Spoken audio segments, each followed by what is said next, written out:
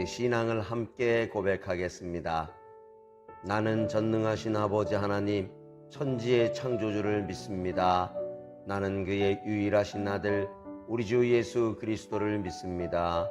그는 성령으로 잉태되어 동정녀 마리아에게서 나시고 본디오 빌라도에게 고난을 받아 십자가에 못 박혀 죽으시고 장사된 지 사흘 만에 죽은 자 가운데서 다시 살아나셨으며 하늘에 오르시어 전능하신 아버지 하나님 우편에 앉아 계시다가 거기로부터 살아있는 자와 죽은 자를 심판하러 오십니다.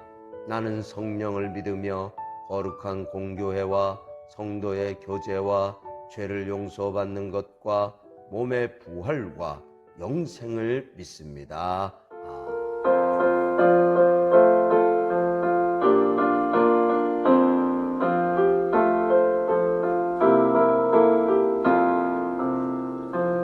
내 진정 사모하는 친구가 되시는 구주 예수님은 아름다워라. 산 밑에 백합화요 빛나는 새벽 주님 영원할 길 아주 없도다. 내 마음이 아플 적에 큰 위로 되시며 나 외로울 때 좋은 친구라.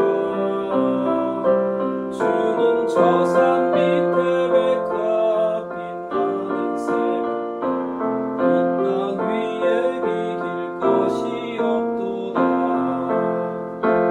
내 맘의 모든 염려 이 세상 주님 항상 같이 하여 주시고 시험을 당할 때에 악마의 계략 즉시 물리치사 날 지키시네. 온 세상 날 버려도 주 예수 안 버려 끝까지 나를 돌아보시니 주는 저 산 밑에 백합 빛나는 새벽 이 땅 위에 비길 것이 없도다.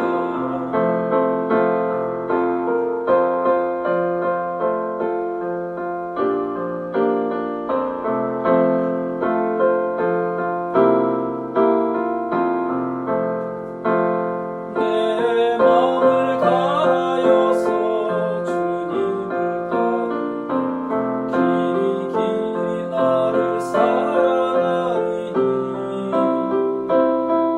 물불이 두렵지 않고 창검이 검어 주는 높은 산성 내 방패시라. 내 영혼 먹이시는 그 은혜 누리고 나 친히 주를 뵙기 원하네. 주는 저 산 밑에 백합 빛나는 새벽 이 땅 위에 비길 것이 없도다. 제23장 여호와의 말씀이니 내 목장의 양떼를 멸하며 흩어지게 하는 목자에게 화 있으리라. 그러므로 이스라엘의 하나님 여호와께서 내 백성을 기르는 목자에게 이와 같이 말씀하시니라. 너희가 내 양떼를 흩으며 그것을 몰아내고 돌보지 아니하였도다. 보라, 내가 너희의 악행 때문에 너희에게 보응하리라. 여호와의 말씀이니라.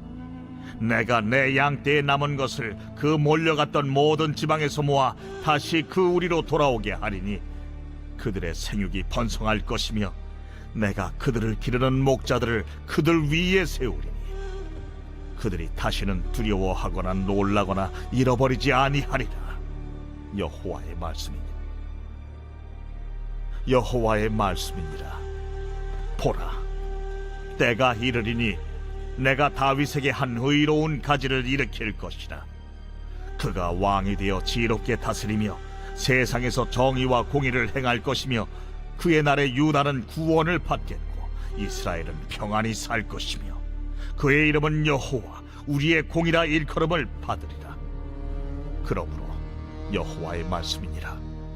보라, 날이 이르리니 그들이 다시는 이스라엘 자손을 애굽 땅에서 인도하여 내신 여호와의 사심으로 맹세하지 아니하고 이스라엘 집 자손을 북쪽 땅 그 모든 쫓겨났던 나라에서 인도하여 내신 여호와의 사심으로 맹세할 것이며 그들이 자기 땅에 살리라 하시니라. 누구입니까? 눈물의 선지자라고 하죠. 어찌하여 그렇습니까? 바벨론 포로로 끌려가라고 하는데 이스라엘 왕들은 예레미야의 예언을 무시하고 애굽 정책을 쓰는 것이지요. 바벨론과 싸우겠다는 것입니다. 오늘 본문 23장은 예레미야의 순환기입니다.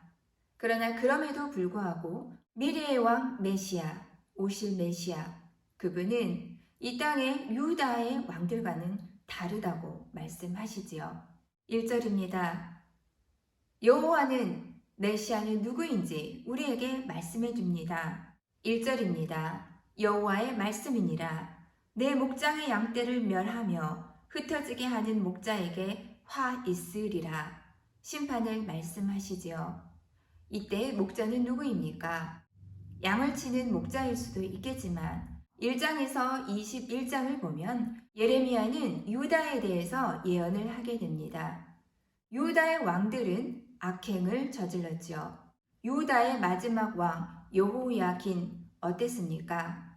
이를 이해하기 위해서는 이사야 36장 9절에서 10절, 열왕기하 24장 8절에서 17절을 통해서 유다의 마지막 왕 여호야긴을 알아보면 좋습니다. 여호야긴은 성경에는 악행을 저질렀다고 적혀 있습니다. 여호야긴은 어떠했습니까?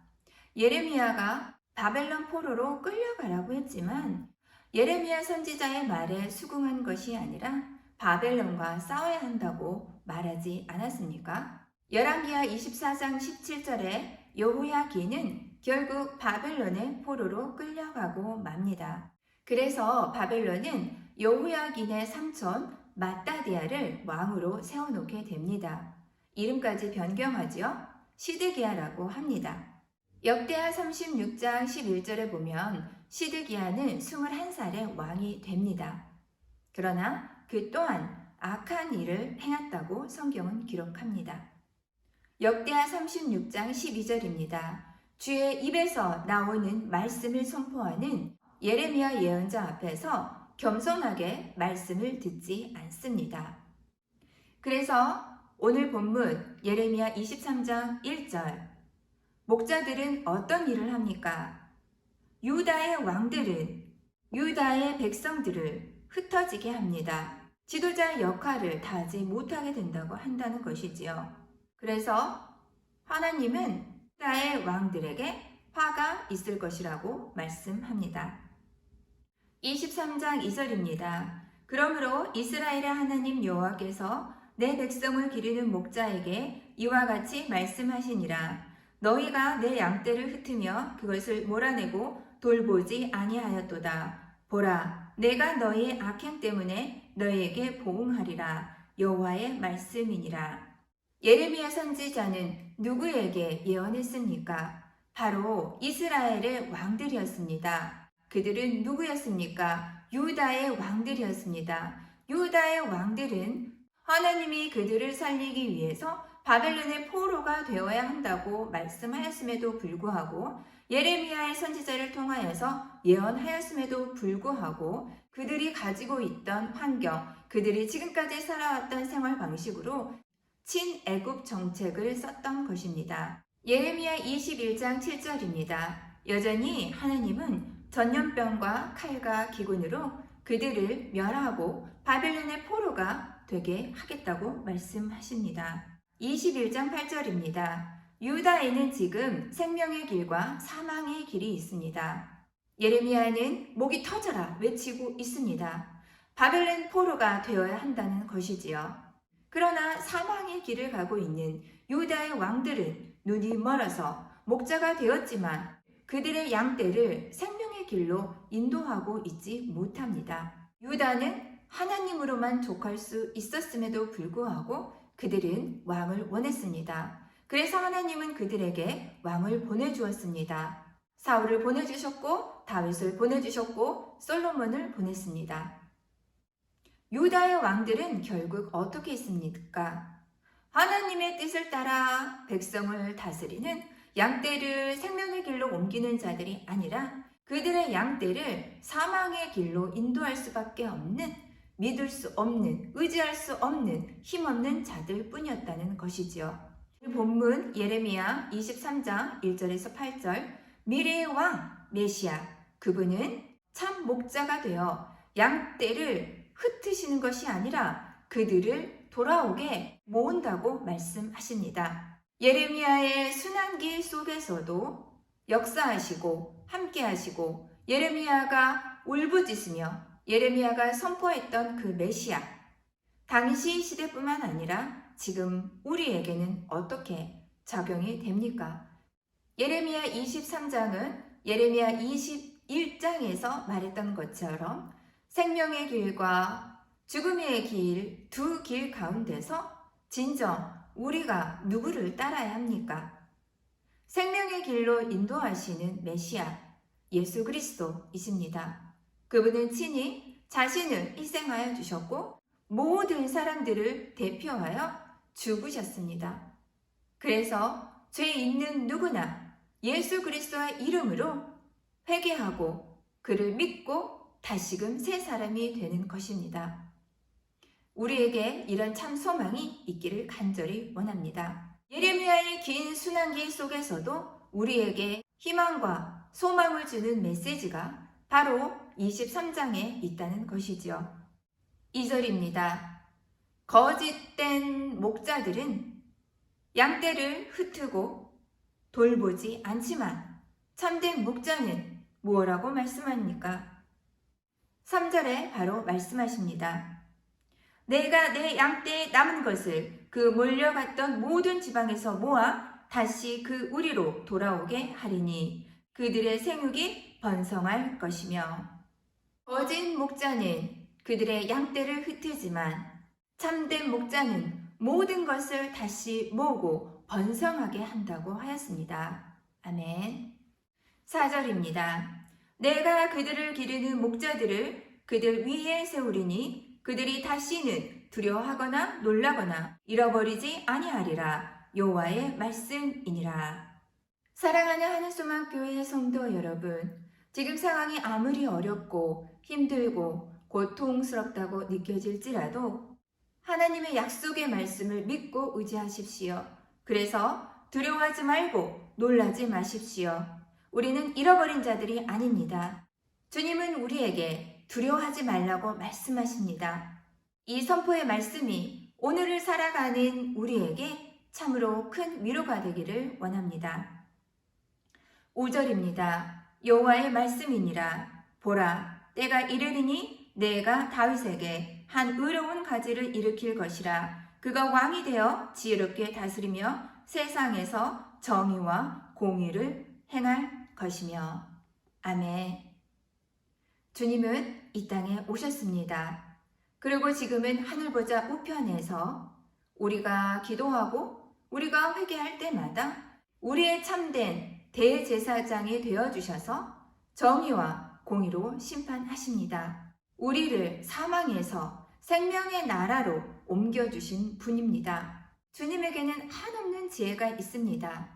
사람들이 안다고 합니다. 우리는 안다고 합니다. 우리 마음속에서 안다고 하는 지식이 있습니다. 그러나 그것을 행할 의지가 우리에게는 턱없이 부족합니다. 그러나 하나님의 참 지혜는 이 땅에 오셔서 죽어가는 생명을 구원하셨습니다. 행동으로 보여주셨습니다. 그 참 지혜가 우리에게 지금 선포되고 있습니다. 하나님의 지혜는 의로 우리에게 다가오고 그 의를 우리에게 뿌려줍니다. 하나님은 지식으로만 이 땅을 다스리시는 것이 아니라 그 구원의 행위가 있는 지혜를 통하여서 우리를 심판하시고, 그래서 가난한 자, 소외된 자, 이들은 소망을 꿈꿀 수 있습니다. 여러분의 마음과 여러분의 심령에 또 여러분의 생각 가운데 굶주림이 있습니까? 참된 메시아를 향한 열망이 있습니까? 그래서 오늘도 너무나 목마르고 너무나 배가 고픕니까?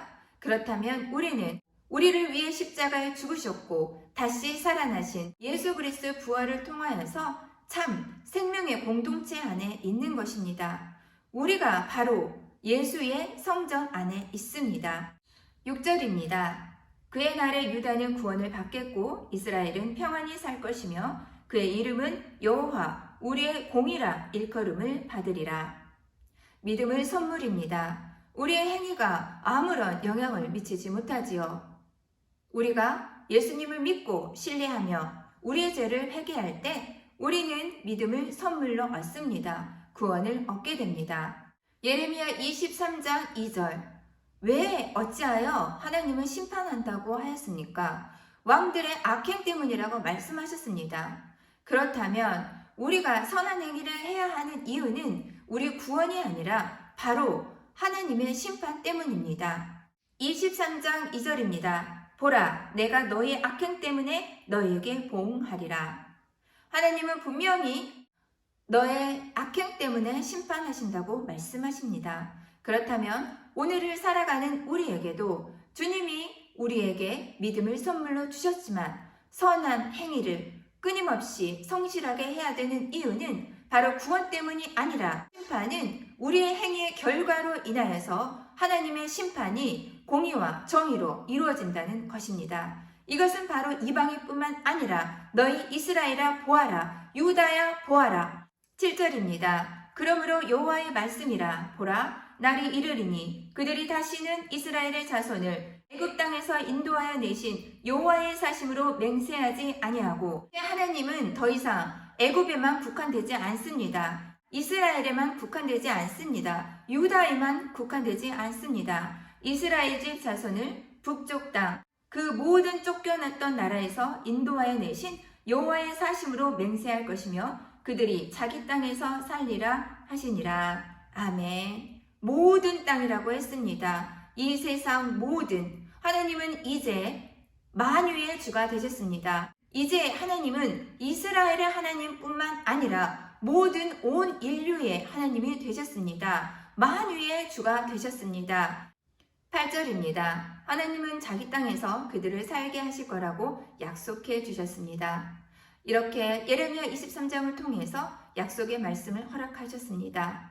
예레미야는 힘들고 고통스러운 선포를 했을 것입니다. 유다의 왕들과 무엇 때문에 싸웠습니까? 생명의 길을 선포하지 못하고 멸망의 길, 사망의 길을 선포했던 유다의 왕들, 그들은 친애굽 정책을 썼습니다. 그러나 예레미야는 살기 위해서 바벨론의 포로로 끌려가야 된다고 말합니다. 하나님의 말씀입니다. 우리가 선택하고 우리가 맞다고 인정하는 것이 아니라 하나님의 바벨론으로 끌려가야 한다고 하면 바로 그 끌려감이 우리가 살아가는 유일한 길이라는 것이죠.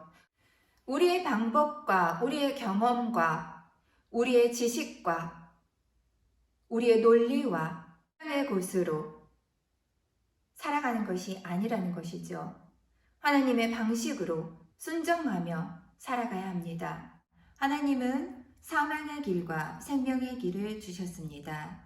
우리를 생명으로 이끄시는 분, 메시아는 오셨고 하나님은 약속대로 예수 그리스도를 이 땅에 보내주셨고 그분은 자신을 희생하여 십자가에 죽었습니다.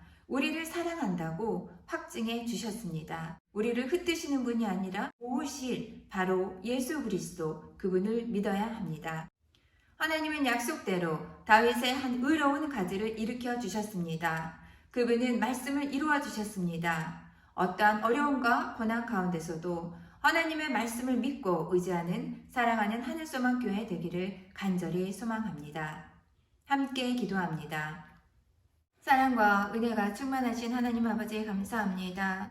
생명의 길과 사망의 길이 있습니다. 우리의 참 생명이시고 우리의 왕이시여 메시아 예수 그리스도는 우리에게 오셔서 우리를 참 생명으로 이끕니다. 그 길을 따라 아무리 어렵고 힘겨울지라도 믿음을 지켜나가는 사랑하는 한수만 교회 되도록 주께서 도와주시옵소서. 아버지, 우리에게 참 고향을 허락하여 주셨고 이 땅의 삶의 어려움과 분주함과 아픔과 상실과 어려움과 고난과 눈물 가운데서도 하늘 소망을 가지고 우리가 이겨나갈 수 있도록 하나님 도와주시옵소서. 하나님의 약속의 말씀은 우리를 이끄시고 하나님의 살아계신 약속의 말씀은 우리를 고향으로 이끄신다고 말씀하셨습니다. 감사합니다. 담임 목사님 여기까지 강건하게 해주시고 주시는 말씀을 통하여서 우리를 생명으로 이끄시는 하나님을 믿고 의지하는 우리의 믿음이 더욱더 강건해질 수 있도록 도와주시고 우리가 늘 회개하며 이 땅을 살아가면서 예레미야처럼 유다를 위해서 탄식하고 기도하며 선포한 것처럼